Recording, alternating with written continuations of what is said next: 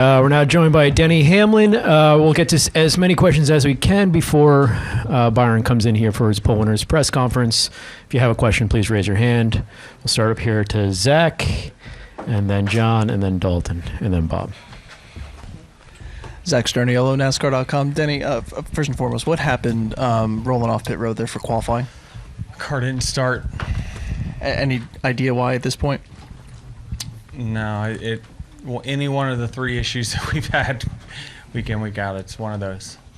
What was the car like for you during practice? Obviously, you had speed to get the pole, but I thought it was good. I thought the tire's good. Definitely the tire Goodyear brought here was definitely a good choice, and whatever they developed there, I thought was, kind of rewound the clock back to what it was. I feel like, 15 years ago. Just definitely had to manage the car. All the drivers are going to have to do their job tomorrow to make it last. And so we'll see how it goes. So, Bob? Bob Hockers, Fox Sports. Are you kind of resigned that you might be starting from the rear tomorrow? No, I hope not. I don't know. I mean, you got to know what the problem is before you can actually fix it. I don't know that we know what the problem is. And spent all day Tuesday and Wednesday in settlement, and then Thursday morning in court. I mean, how much did that? I mean, I know you've had days of depositions and other things, but has that impacted you at all this week? Are you drained or? I'm anything? tired. I mean, but I didn't stop working. I was just at the shop till 9, 10 o'clock. That's I go from court to the shop. So we're don't stop. I'm prepared. We'll go to John, newbie, then up to Jordan. Johnny with Savage Ventures. This is kind of a little bit off the wall, but it's for a story I'm working on. I was curious, do you remember when you guys first started doing the banner ceremonies at the shop? Because I was told it had something to do with Carl. I don't remember, but it certainly wasn't. It was a certain time and point, but I just don't know exactly when that was. Okay, then just following up on that, obviously all the wins that you've had at the shop, does the importance of those ceremonies, seeing the contributions you've made to the team, does that ever fade with time, or does that still exist because these are just so hard to win? I mean, from my standpoint, I run out of things to say. I mean, I thank them, and I try to get as creative as I can, and each win's a little bit different. But yeah, you don't get to see those. You don't get to see the carpet walkers that often, right? The ones that are up on the second floor and they're not touching the race car, and the competition side over on the other side, and you got people in the fab shop. You just don't see those folks that often, so it's an opportunity for us to kind of see them face to face and thank them, where otherwise the only other time we have to thank them is essentially in victory lane or at the Christmas party at the end of the year. So it's just our only shot. But we try to do our best to show our appreciation, because we know that it's it's our face time with them. Thank you. Up to Jordan. Jordan Bianchi, The Athletic. How would you characterize the settlement talks on Tuesday and Wednesday? I mean, it was okay the first day, not great the second day. I don't know. It didn't end in any resolution, unfortunately. What hurdles do you think remain in reaching a settlement and preventing this case from going to trial? Say that again. What hurdles do you think remain to prevent this case from going to trial? Just days in the week. That's it. That's it. It's just a countdown at this point. You're optimistic that it could be a settlement? Listen, I don't know. I think both sides probably feel strong about their case. I think you sat in the courtroom, you heard the arguments. I'll let you form your own opinion, but I think one of us is on a suicide mission. Go to Dalton. Hey, Denny Hamlin with Front Stretch.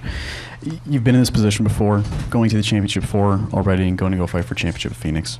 But with everything you got going on off the track and getting 60 wins, why is this year different? Why? And I'm sure you feel like you're going to win the championship. Why is this year the year that you do it? It's week to week. I don't know. I wish I could tell you that. We're just faster or things are. I don't know. I think we have an equal chance as Corey Hahn, who's dominated his season. So, he's still got a 25% chance, and that's what we're going to have next week. But I'm optimistic about the way we're running. But these NASCAR races come down to sometimes things that are unpredictable, and so you just hope that the things out of your control don't inhibit you in any kind of way. But I think on the racetrack, we can do our jobs. If we do our jobs, I think we'll be one of the guys that will contend next week. And follow up, now that you do have those 60 wins, what's your next milestone? I'm not really sure. I probably need to think about it in the off season. Truthfully, thinking about the amount of races that are left. But I mean, there's goals, right? I haven't won at Indy. That's one that certainly that comes to the top of mind that I'd love to accomplish. And I don't know. I live to go fast every weekend and try to beat everyone else. And so it's just every win from here on out is just going to be special, and certainly I'm going to cherish them. Bruce? The last couple of years here, you ended up on the wrong side of the cut line. Just how big a relief after you won at Vegas was it? I don't have to suffer through that this year at Martinsville. Yeah, it feels good to come here and not have to worry about it all. I mean, I think that certainly the way it's shaping up from what I've seen today in practice, I don't think that any one of those guys are safe. None of them. So I think it's going to come down to the wire and see who wins this thing. But we know the two are in, but I think everyone else is just up for grabs. It's going to be close. And earlier today, Joey Logano described it as the drivers that have to win to get in. It becomes sometimes a test of morals. What are you willing to do? And how much of that comes into play? Because you've been in that position before to, have to move somebody out or consider doing something in order to get there. Yeah, I think what makes this one actually unique is that you've got four that know they have to win.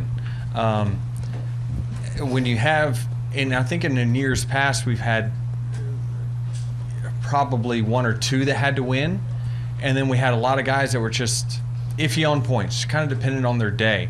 I think this is so cut and dry that there's six that I think believe they have to win the race, because more than likely, if a Kyle Larson or a Christopher Bell runs second, I think they believe they're going to run second to one of those guys in the bottom four, and so then it's a race between each other. So there's just a lot of different storylines and plots, and hopefully y'all are doing a really good job of telling that story. And we'll wrap right here. Denny, Jermaine Farrell, WFXR and Roanoke. I got to ask you this, and I think we talked about this before. Obviously, you're definitely into Phoenix, but you talk about working on some things. Is there anything specific or particular you're working on to get ready for Phoenix? The list is too long, and I can't tip my hat on that. But getting better is the short answer. Just I think as a driver, I've always thought that Phoenix is kind of not been my strong suit as necessarily as a driver, even though it kind of is in my wheelhouse of shorter flat tracks. So half the focus has been on myself more so than just trying to get everything I can out of the car. All right. Thank you, Denny. Appreciate it.